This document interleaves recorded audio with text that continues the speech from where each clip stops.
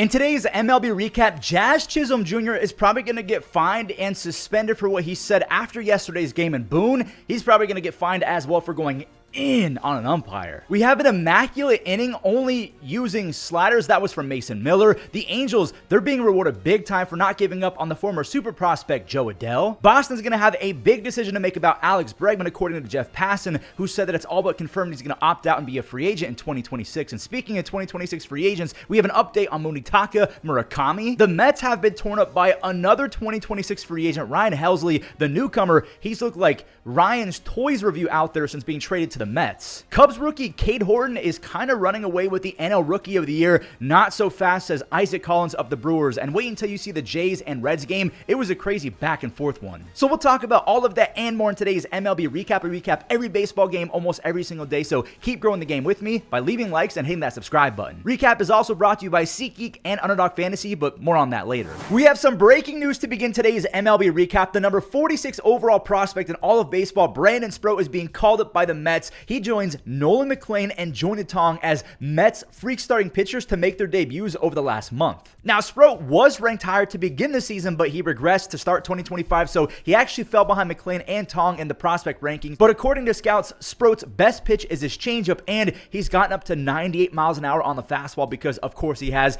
Maybe they're thinking about sending Kodai to the minors because he just has not been the same since a hamstring strain in June. He has a 6.6 ERA his last 8 starts. They might be thinking about sending Kodai down just to get a fresh of breath air and reset. So because we just talked Mets, let's see what they did yesterday against the Tigers. It was a good back and forth game for a minute. Jake Rogers drove in 1, then Pete Alonso drove in 1. Riley Greene drove in 2. Mark Vientos drove in 1. Even if he had matched with 2, Kerry Carpenter would have won it regardless. Scary Kerry with a 3-run home run off of Ryan Helsley. He is fully broken. He allowed 12 earned runs with the Cardinals this year after allowing 15 earned runs all of 2024. He's already allowed 14 earned runs with the Mets in just 11 innings. That has been a rough trade so far. After all of that, it kind of makes sense why the Mets are calling up Sproat, because they need some depth, because Kodai's been falling off, Helsley's been awful, and the Reds, they're fighting for their lives in the wild card, so it's going to be a big series.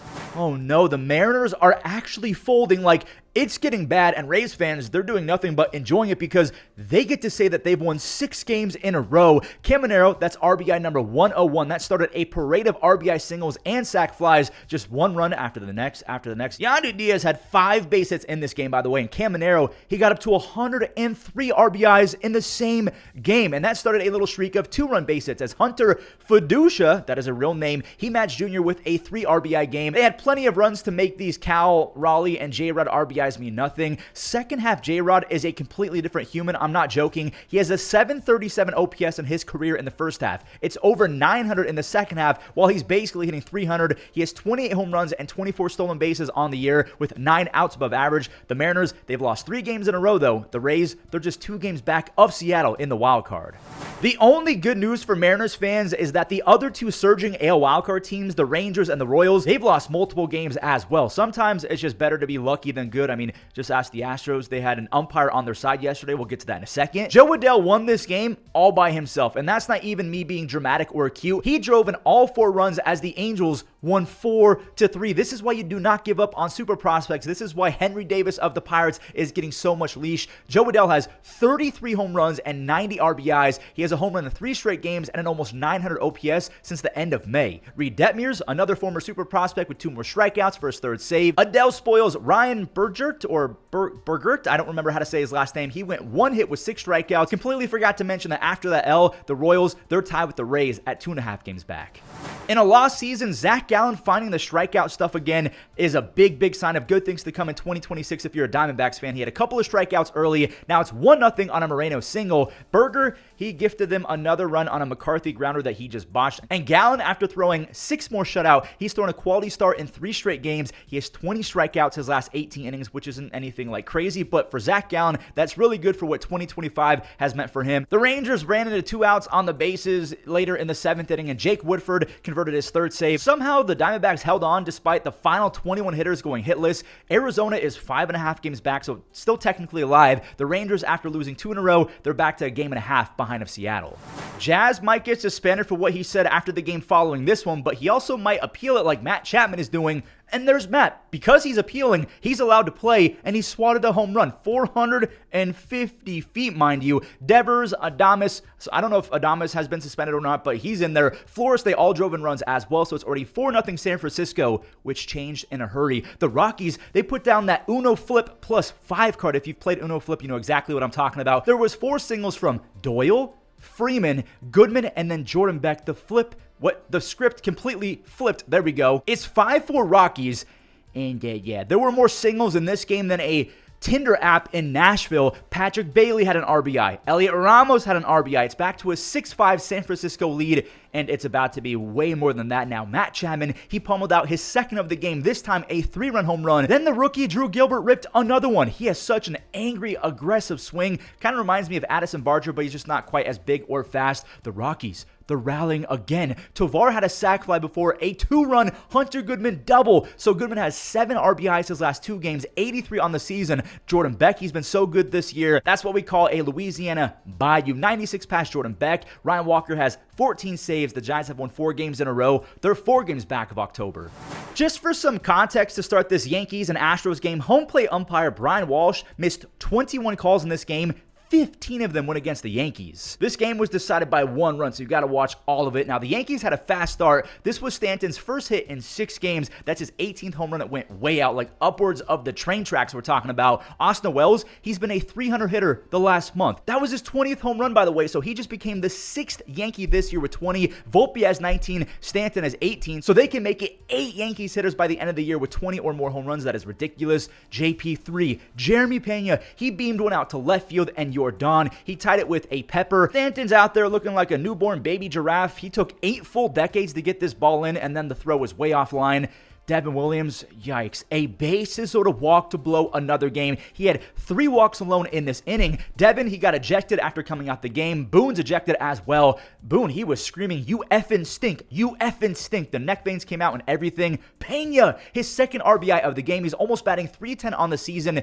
And now Camilo Doval is about to fully melt down. That is a balk. He never came set. He just does not know how to pitch with runners in scoring position. It seems like he almost gets stressed out. He had a wild pitch. Like, what is going on with Camilo? After that, Jordan had a base hit for his first 5 career game, but no RBI came of it. Astros fans are thinking, I wish that we did have another RBI because Bellinger made it a 1-run game. His magical 2025 continue with a 3-run blast off of Brian Abreu. Belly has 27 home runs, 86 RBIs, and he's been a wizard out in the outfield on defense and at first base sometimes. Jazz, oh, that's off the plate. It's not off the plate by much. It's a little too close to take, but he's arguing with Brian Walsh. Now, again, I do want to mention that Brian Walsh missed 21 calls, 15 of them were against the Yankees. So according to the umpire scorecard on Twitter, there were plus 1.4 runs in favor of Houston. And if you look at the final box score, 8-7. Yeah, the umpire, he played a big role in this game.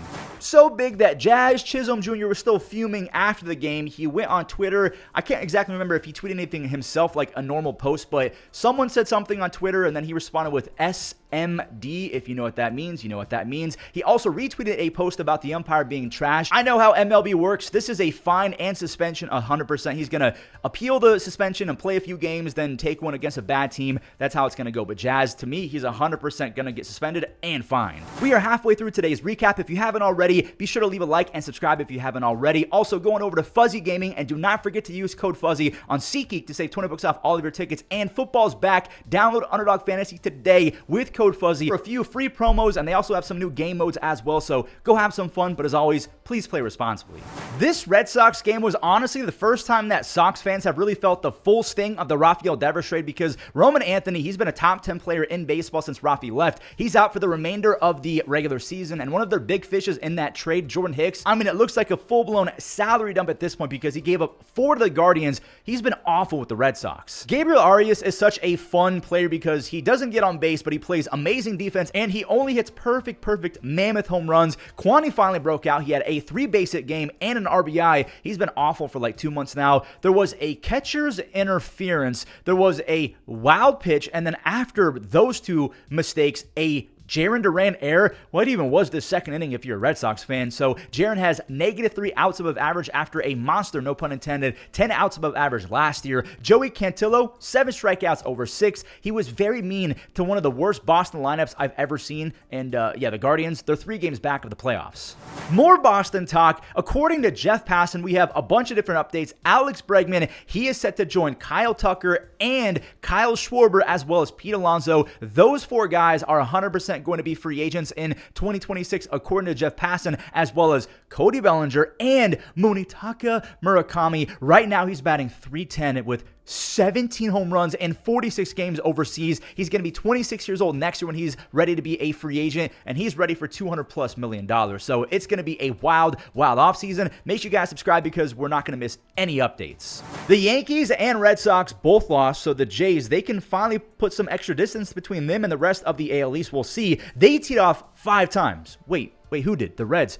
They teed off for 5 runs early. It's already 5-0 off of Shane Bieber, by the way. This is by far his worst start in years. Springer, he's not going to win MVP, but he's going to get top 5 MVP votes. He has 27 home runs with a .307 batting average and 16 stolen bases. Dalton Varsho, he would be an 8, 9, maybe even 10 F4 player if he was able to stay healthy and do this since the jump. He has 18 home runs and 8 outs above average on defense in 51 games. Kirk, no one's on base, but he doesn't care. He just rakes regardless. That was the 3rd home run of the game for the Blue Jays. Make it 4. Addison Barger, he evened the score. He's been in a pretty long slump over the last few weeks. Same with Vladdy, although Vladdy did break out with a 3-hit game right before this game, and he stayed hot. So they teed off 5 times. That was about the Blue Jays. Vladdy's 22nd home run is the 5th home run of the game for the Jays. Vladdy's up to a 140 OPS plus. Bieber, he helped save the bullpen big time because the bullpen for the Jays have stunk. He went 6 innings after really just being bad himself, and after some sac flies, it's 8-5 Jays,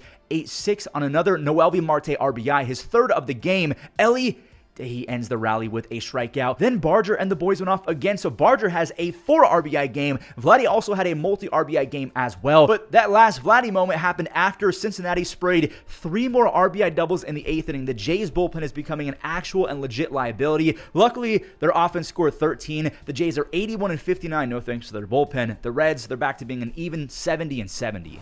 We got some cannonballs in this Dodgers and Pirates game. Shohei was scratched, I guess. That sounded like Mike Tyson. Shohei was scratched with, I guess, there we go, a cold or something like that. Emmett Sheehan, he's out there. Brian Reynolds worked a 12-pitch at-bat, ends with the home run. That's how MLB The Show works for me. Anytime I face a guy with one of those, like, flawless 50-time flawless 10-0 banners or a World Series banner. Brian Reynolds, by the way, has 34 doubles and 15 home runs, but only a 99 OPS plus. Braxton Ashcraft, he just got out of a logjam, back-to-back strikeouts with the bases loaded, and then he popped up Enrique Hernandez, Andrew McCutchen. He has 13 home runs and 332 for his career. Joey Bart, he smoked a dart off the wall. Honestly, the Pirates, they went easy as Dennis Santana hit every single emote in the book on his 13th save. They win back-to-back games against the Dodgers. San Diego could really use a win here, not only to gain a game, but so they cannot be losers of 4 straight. Oh boy, Nestor Cortez, he just did not get the memo. Jackson Holiday and Colton Cowser, they blasted off. Jackson has 16 home runs and 14 stolen bases. Cowser, he went 420 feet on that 3-run moonshot. Kobe Mayo, the absolute behemoth of a human, he goes back-to-back with Colton. He has elite bat speeds, and he's walking 9% of the time. And Alex Jackson, he makes it 3 home runs in a row. Nestor Cortez has allowed 13 home runs and 8 starts this year. Manny, are the Padres mounting a comeback? That's a 2-run home run. The Padres scored a few more, and Nando, he belted one 415 feet. He is so close to having multiple seasons of 2020. That's 20 home runs, 20 stolen bases, and 20 defensive run saves. Mason Miller, man, the momentum is completely flipping. That's 9 sliders in a row with 8 whiffs. That is the 121st immaculate inning in baseball history. Ramon Laureano, if you're not looking, if you have the ability to, please look at the screen. Ramon, he takes it back. That was a crazy web gem. And then the Padres run out of Felix Felicis. If you know, you know. That is liquid luck. Arias had a weak topper. Yanir Cano converted his 2nd save. The Padres have dropped 4 in a row. They're 2-8 their last 10. Question for you guys. So Sal Frelick dinked in an RBI double, right? And Bader threw it to 3rd. Whose fault is this? Because they gave the air to Harrison Bader, who in my opinion kind of one-hopped it perfectly to Alec Boehm, who just straight up missed it. I think that's more on Boehm, but the box score, it's never going to agree.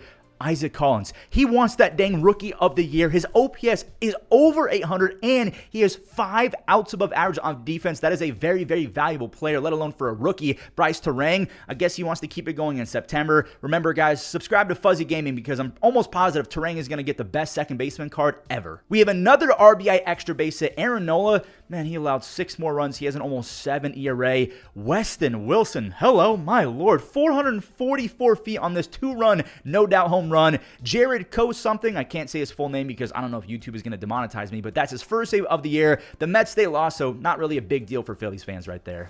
Isaac Collins wants Rookie of the Year, but he's got some stiff competition. We have some other candidates in this next game. Drake Baldwin of the Braves, Cade Horton of the Cubs. Willie Castro struck first, so Cade's up 1. Now we have Drake Baldwin versus Cade. Dansby, he steals a base hit, and that preserved Cade's no-hitter. He went a casual 5 no-hit frames with 6 strikeouts, and then they took him out. Cade allowed 24 earned runs his first 9 starts. He was not great, but since that point, he's allowed 8 earned runs total over his last 11 starts. That's a 1.2 ERA over his last 60-ish innings. Ben Brown, he completed the no-hitter through 6, but no more. Ozzie had a single. Michael Harris, I don't know if he walked or had another base hit, but 2 were on for Ha-Sung Kim. Is this the first home run for the Braves all year? It might be. Ha-Sung Kim deleted that baseball 1-0 off the bat for a 3-run game winner. Nick Allen, I respect his defense, but he could never do that. It's just an insane move that they were able to pick up Ha-Sung Kim. Nacho Alvarez had an RBI. Albies now has back-to-back games of the home run and 2 base hits in 3 of his last 4. He has 8 home runs and 34 RBIs his last 45 games. Silos, Carlos Santana, the newcomer, he ends it with the strikeout. The Cubs, they're 5-5 their last 10.